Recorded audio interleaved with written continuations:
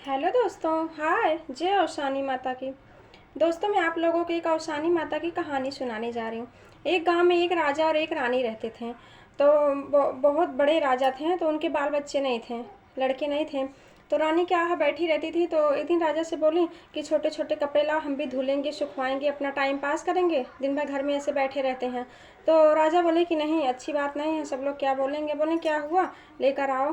तो क्या हुआ कि राजा जो है छोटे छोटे कपड़े लाने लगे और रानी सुखवाने लगी, धुल धुल के। धुल ऐसे धीरे धीरे बड़े हो गए, बड़े बड़े पैंट शर्ट लाने लगे, बड़े बड़े पैंट शर्ट सुखवाने लगी। तो आजू मतलब जो लोग आजू बाजू में जाते, सब लोग बोलते हैं कि राजा के कोई राजकुमार होगा, बेटा होगा कोई। तो एक दिन उनके देखवार भी आने लगे, जब बड़े बड़े कपड़े सुखाने लगे, देखने वाले देखवार भी आने लगे। तो देखवार बोले कि अपने अपने बेटी की शादी करो मेरी बेटी से। तो वो बोले कि राजा बोले कि मेरे पास बेटा नहीं है, रानी की जीत थी, तो मैंने ऐसे ऐसे कपड़े लाने लगे, इसलिए सुखाने लगे, मेरे पास कोई बेटा नहीं है। तो देखवार को विश्वास नहीं हुआ, बोला नहीं, मैं शादी करूँगा तो तुम्हारे घर ही करूँगा। बोले खाली पैंट शर्ट में धुलता हूँ, सुखवाता हूँ, ऐसी बात नहीं है। बोले मैं पैंट शर्ट से ही शादी करूँगा। अच्छा, दिन तारीख हुआ और बारात गई, और राजा जो है पैंट शर्ट लेकर गए शादी में। बारात गई, राजा पैंट शर्ट लेकर, पैंट शर्ट रखा गया, दुल्हन के आई बाहर, शादी हुई और विदाई भी हुई, दुल्हन के घर भी आ गई। अब रोज़ दुल्हन सुबह अच्छे अच्छे खाने बनाती थी। तो इंतज़ार करते करते दुल्हन सोची तो कभी तो आएंगे ही, कहीं बाहर होंगे। तो 4 साल 5 साल बीत गए। तो एक दिन दुल्हन को भी बहुत गुस्सा आई, बहू को भी बहुत गुस्सा आई। तो बहू खाना बनाई तो दाल में नमक नहीं डाली। तो राजा रानी खाना खाने बैठे, तो रानी बोली कि क्या बात है बहू, रोज़ तो तुम इतने अच्छे खाने बनाती, आज दाल में नमक ही नहीं डाली। तो वो बोली कि मम्मी, बिना दाल की नमक कैसे, और बिना बहू की बेटी के, बिना बेटे की बहू कैसे, बिना दाल की नमक कैसे, ऐसे बोली।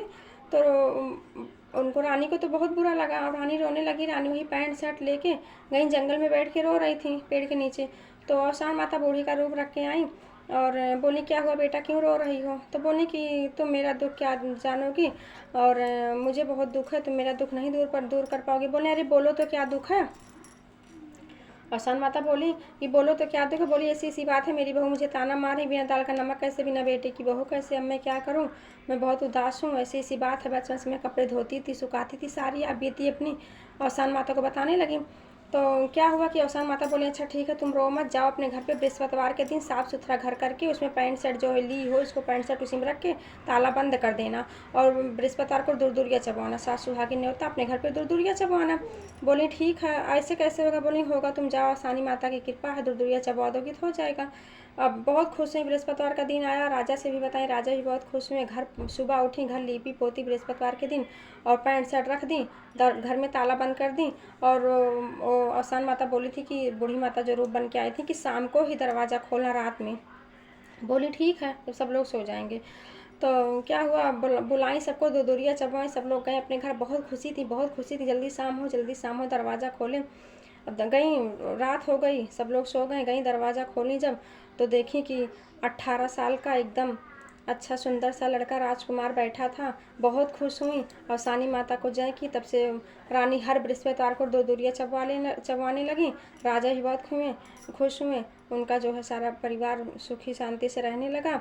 और सानी माता की कृपा से, जय और सानी माता की, जैसे उनके साथ की उसे सबके साथ करना। और सानी माता, जय और सानी माता की। दोस्तों, इस चैनल को लाइक और सब्सक्राइब करना ना भूलें। जय और सानी माता की।